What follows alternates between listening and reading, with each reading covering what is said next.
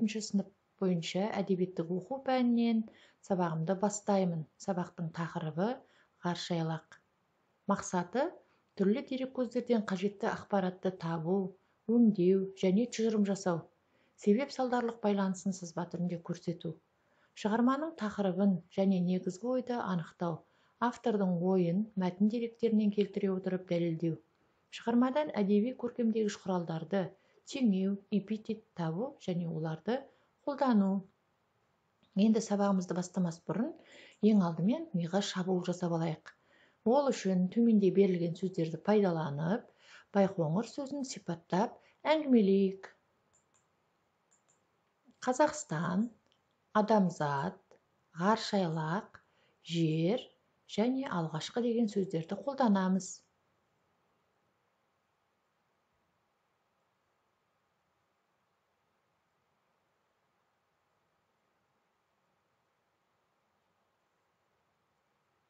Жақсы балалар, Байқоңыр сөзін сипаттап болсақ, енді ары қарай Байқоңыр қаласы туралы не білеміз?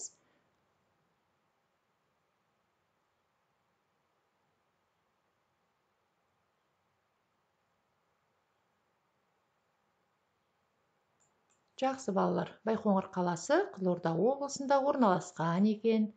Ғарышайлақ бар ол жерде, ол 1955 жылы салынған. Және біздің мақтаныштарымыз қазақ ғарышкерлері туралы білеміз. Олар Тоқтар Әубәкіров, Талғат Мұсабаев және Айдын Айымбетов. Осы Байқоңырдан Восток, Восход, Союз, Прогресс деп аталатын ғарыш кемелері ұшырылған екен.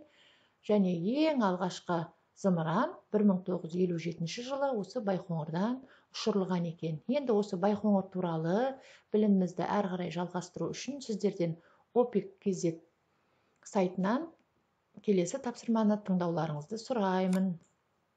Тыңдаңдар.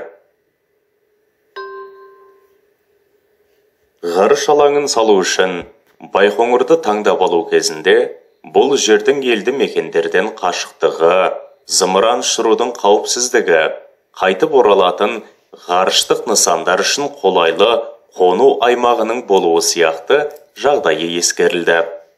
Байқоңырдың басты және көмекші нысандары мен қызмет ету орындары кең аймаққа орналасқан. Олар бір-бірімен автомобиль жолдары және темір жол арқылы байланысқан. Байқоңырдың негізгі нысандарына техникалық тұғырлар, старттық кешендер мен ұшу трассасының бойындағы өлшеу бекеттері, ғарыш алаңына түрлі жүктерді жеткізетін кірме жолдар, көмекші және қызмет көрсету нысандарына отын, жанармай сақтайтын алаң, энергия және сумен қамтамасыз ететін жүйелер, байланыс жүйесі, телевизия, тағы да басқасы жатады. Байқоңырда зымыран тасығыштың әрбір түріне сәйкес бірнеше техникалық тұғырлар және олардың әрқайсына арналып бірнеше старттық кешендер салынған. Байқоңыр әлемдегі ең ірі жер беті ғылыми ғарыш полигоны болып табылады. Оның басты және көмекші нысандарының жалпы ауданы 6717 шаршы шақырым. Тыңдап болсақ, келесі бүгінгі сабағымыздың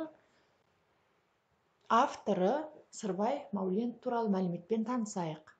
Сырбай Мәуленов ақын, жазушы, аудармашы. Қостанай облысы Жангелдин ауданында дүниеге келген.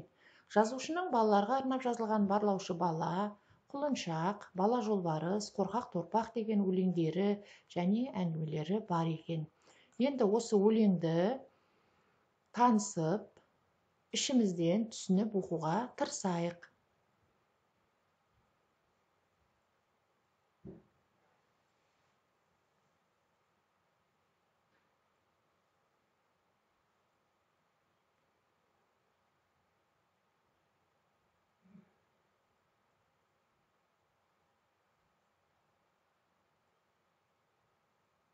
Жақсы, балалар, оқып болсақ, осы жердегі түсініксіз сөздермен жұмыс жүргізейік. Бұл жерде ат күші деген сөз берілген, яғни бұл зымыранның қуатын білдіреді екен. Жақсы балалар. Енді келесі жұмысымыз қызықты тапсырмалар орындаймыз, яғни ойланып берілген сұрақтарға жауап беруіміз керек. Байқоңыр бұрын қандай жер еді? Ақынның ғарыш дәуірі Байқоңырдан басталды деуінің сыры неде?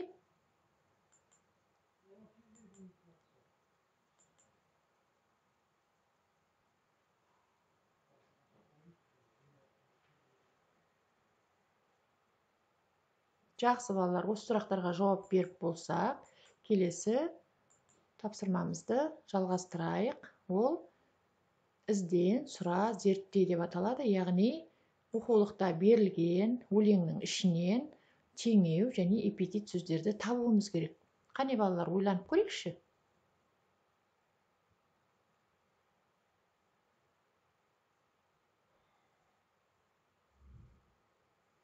Жақсы, іздеп тауып болсақ, жазып, дәптерімізге жазып, оқимыз. Жақсы, найзағайдай, күн шыққандай, бұл теңеу сөздер, ал ат күші, күміс шаң деген бұлар эпитет сөздер екен. Жарайсыңдар балалар. Келесі тапсырмамыз, яғни тағы да біздің білуге міндетті, білгенге маржан деп аталатын бөлімімізге келеміз. Яғни біз Байқоңыр туралы тағы не білуіміз керек? Сол туралы танысайық. Байқоңыр ғарыш айлағы Қызылорда облысының Төретам ауылына жақын жерде орналасқан екен. Адамзат баласының ғарышқа жолы осы Байқоңырдан басталған. Сондықтан Байқоңыр жұлдызды қала деп аталып кеткен екен. Жақсы. Ендеше біз келесі кестемен жұмысты орындаймыз, яғни бұл жерде құрастырамыз. Ең алдымен хабарландыруды оқып алайық, сосын жұмысымызды жалғастырамыз. Сіздерді ғарыш кемемен саяхаттауға шақырамыз. Өзіңізбен бірге кімді, нені алып жүретініңізді алдын ала тізімде көрсетіңіз. Кезекке жазылыңыздар. Жұлдызды қала ұшу айлағы. Бұл жерде хабарландыру берілген. Енді осы хабарландыру бойынша сіздер өздеріңізбен бірге кімді және нені алып жүретсіздер, тізімдеріңізге жазып ала қойыңыздар.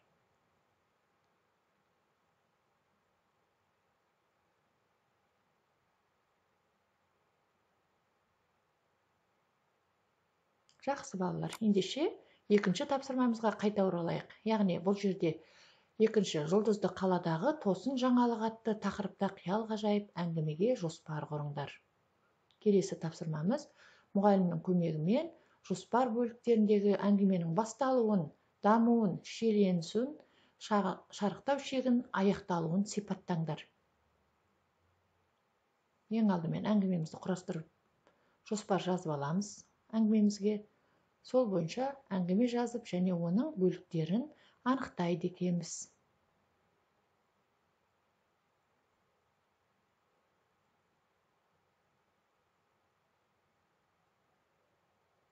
Жұмыстарымызды орындап, мұғалімге жолдауларыңызға болады.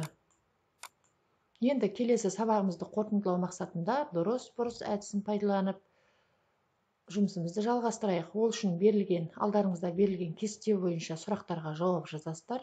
Яғни дұрыс болса қосу белгісін, бұрыс болса азайту белгісін қойып, дұрыс емес белгісін қойып, 6 сұраққа жауап береміз. Байқоңыр өлең түрінде жазылған шығарма. Дұрыс па, бұрыс па? Қай белгіні қоямыз? Ойланамыз. Және жауаптарыңызды мұғалімдеріңізге жолдауларыңызға болады.